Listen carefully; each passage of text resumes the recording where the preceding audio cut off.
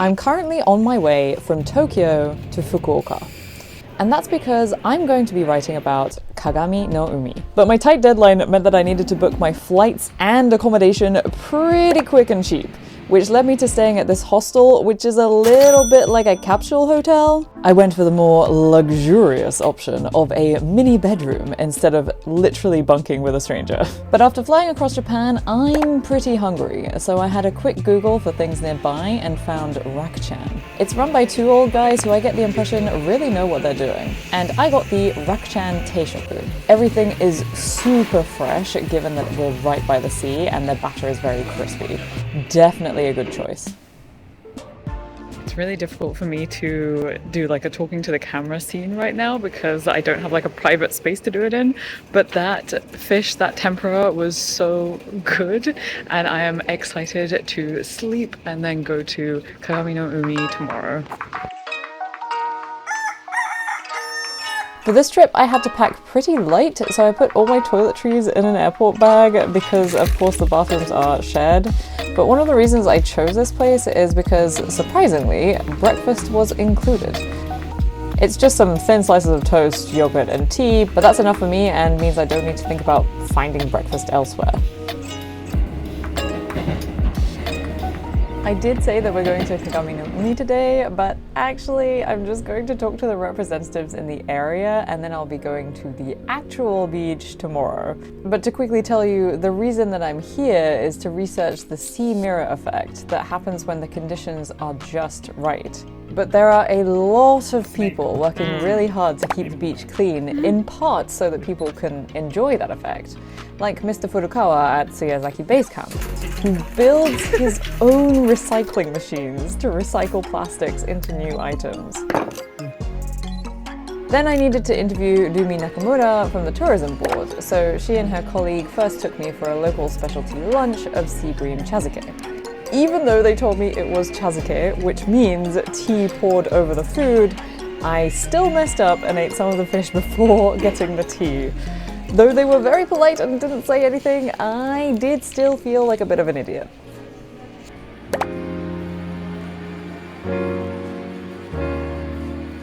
The interview and travel back to Fukuoka Center took a while, so now I'm going to head to explore Fukuoka's nightlife. Specifically, their yatai. Yatai are food stalls where the food is cooked right in front of you and you drink with whoever else is around. This is a huge part of Fukuoka culture, so I used this map to choose the Nakasu area and headed around to see what was there.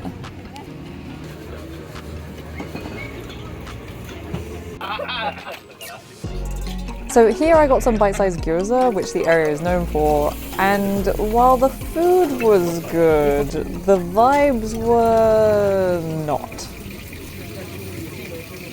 Okay, I don't know if I'm just too early in the day and no one's drunk enough yet, so it was just kind of dull, but I did not have a good time.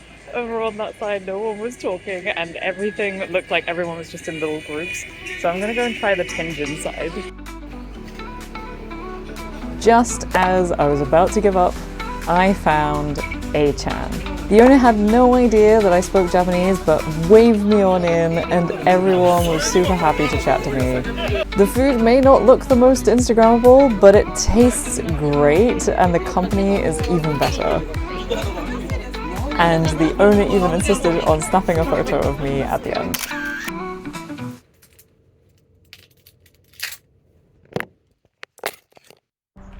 For my final day, we're starting off with a trip to Fukuoka Castle and Ohori Park. Okay, there's actually a little bit more of the ruins and also a peony garden. I think we might be out of season for that, but let's try this way. Just realized I said peony instead of peony, but who cares, right? It's just words. So apparently the season for the peonies is in April to May, and we are right at the end of May now, so everything has lost its flowers. There's just the green plants. I mean, the green is nice and there are birds cheeping, but yeah, no flowers. So we are here.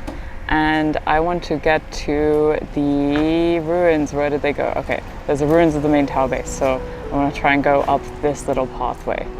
I know that by the end of today, I'm gonna be so tired, my feet are gonna hurt so much. Okay, so I have found the castle and it seems that I've come to everything at just the wrong time. I'll show you why. It's all covered in scaffolding. I guess they're doing some renovations. Okay, so I have come a little bit closer and I found it's not even scaffolding. I mean, it is scaffolding, it looks exactly like scaffolding, but it is actually a light show. So during the day, it looks like scaffolding, but at night it lights up, and this is kind of what it looks like on this banner here. I found out that Fukuoka Castle sometimes used to be called Maizuru Castle because it looks like a crane in flight from the coast, and that's what Maizuru means.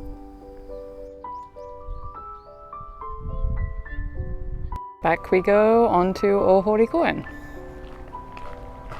I just stumbled upon this adorable iris garden.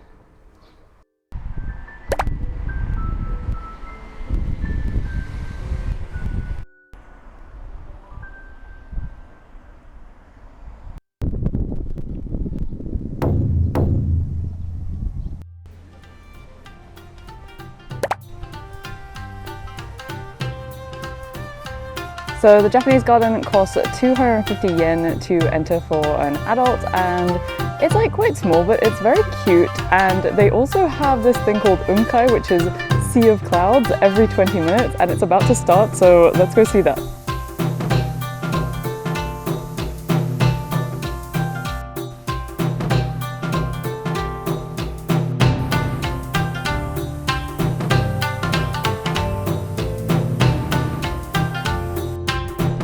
That was cool, worth 250 yen I would say. So now I'm just going to show you Ohori Pond and then I'm going to go check out.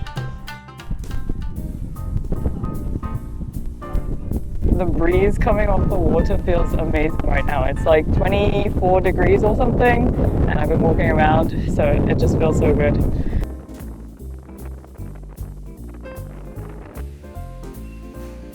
So overall, as far as hostels and capsule hotels go, I would say that Unplanned was a pretty good experience. I really like how close it is to both the station and the park. And I really also liked that I had the option to have that kind of more semi-private room. So overall, I would recommend Unplanned if you're in Fukuoka on a budget. But now I'm going to go and get some Hakata ramen. So Fukuoka is famous for Hakata ramen, which is the tonkotsu broth ramen. And I think everyone knows Ichiban ramen already, which was born in Fukuoka. So I'm going to go somewhere different, which is called Isso. It's also quite popular, so I think there might be a bit of a wait. But beforehand, I have this huge bag on my back, so I want to put that in a locker first so that I can get around more easily. So I put everything heavy in there, and then I put all of my essentials into this little travel bag. Lockers in the stations are really, really helpful. You can pay with your Suica or Pasmo or cash, and they fit a lot more than you would expect inside them. I am dreading this a little bit. I'm worried that there's going to be a huge queue because it is 11:45, which is just before peak time of 12. Hopefully I'll get there like just before everyone starts queuing up. I'm going to put a kind of itinerary map in the description below, so don't worry too much about directions. Oof. Oh god.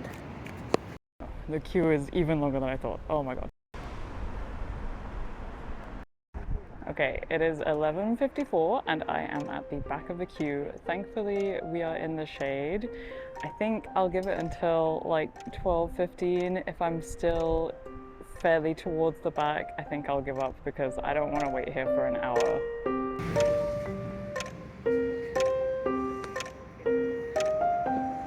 It is now 12:21 and I am still in the third section of the queue.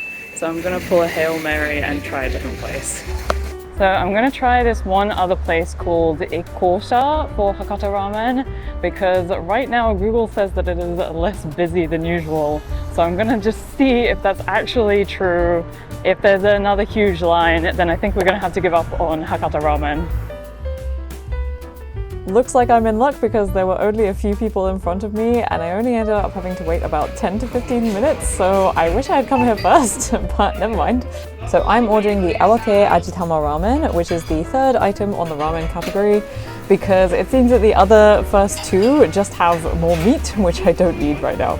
This place, Ikota, is one of the top places for tonkotsu ramen in Fukuoka, and it's actually known for its bubbly broth. I am just perfectly full now, and actually I think I need to move around a bit, so let's head to the Tenjin area. As I was walking, I realized that you might be wondering how it compares to Ichiran, and honestly I do think they are quite comparable, but I do just think that Ikota has a little bit more character than Ichiran does. It has a little bit more flavor, whereas Ichiran is quite mild and creamy and just easy for anyone to like, whereas that one's just a bit more richer and saltier.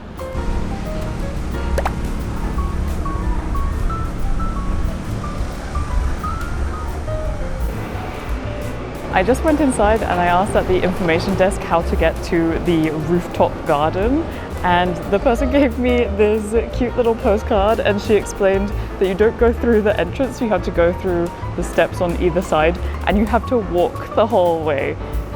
So wish me luck. I found it.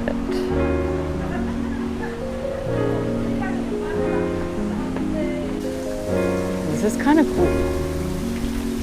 It's not like completely overgrown, but it has a bit of a nature taking over kind of feel. I think I'm at about what would be the 5th floor now, and this is the view. Looking pretty nice, but let's keep going. 8th floor. Still going strong. 12th floor. Okay, hi. I think I'm nearly there. I'm a little tired now. Good thing I had all of that ramen to give me energy. I think these are the last steps. Let's go. Let's go, let's go. Oh my god. Look at that view. Let's go.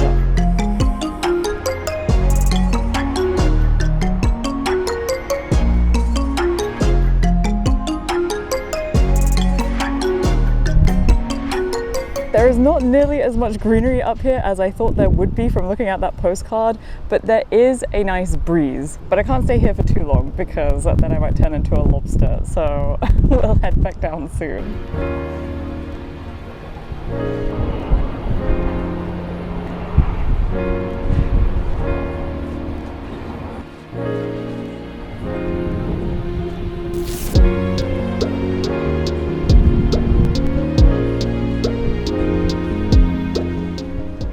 Okay, it's only available on weekends and national holidays between 10 and 4.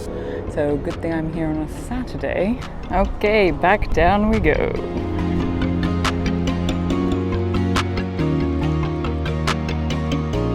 I got a train from Hakata to Fukuoka station, and that bit's really easy. But then I just got one bus, one stop and it was actually quite a long stop, so I am glad that I got it. And then I started walking the rest of the way, and it's about a 20-minute walk, and I think I'm actually nearly there. Literally, as I said, I think I'm nearly there. I found the seat.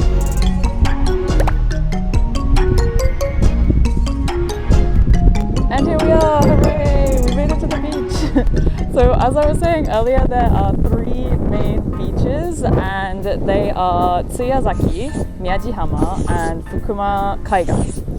And so at each of these, you can do this Kagami no Umi effect. And so the Kagami no Umi effect is the beach mirror, or the sea mirror.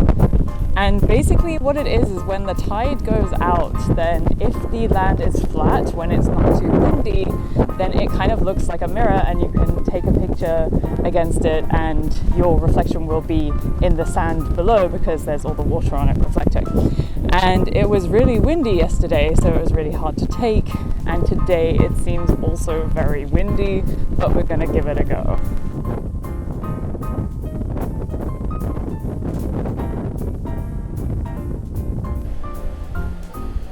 This is what happens when it's windy. These ridges form in the sand, so you don't get the flat mirror effect. One of the reasons that the sea mirror is so special is that it is elusive. So even on a sunny and windless day in Fukuoka City, it might be like this here. You just have to try your luck.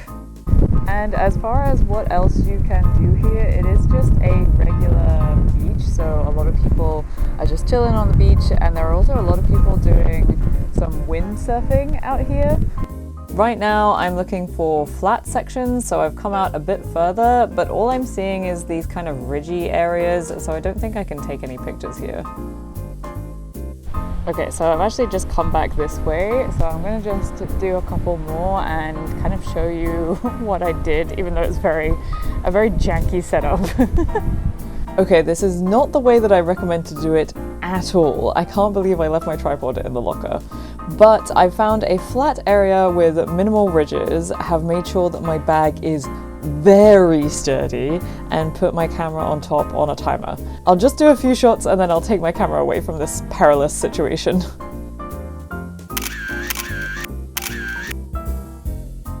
One of the things that the representative told me was that part of the fun is just wandering around the beach and trying to find a flat place.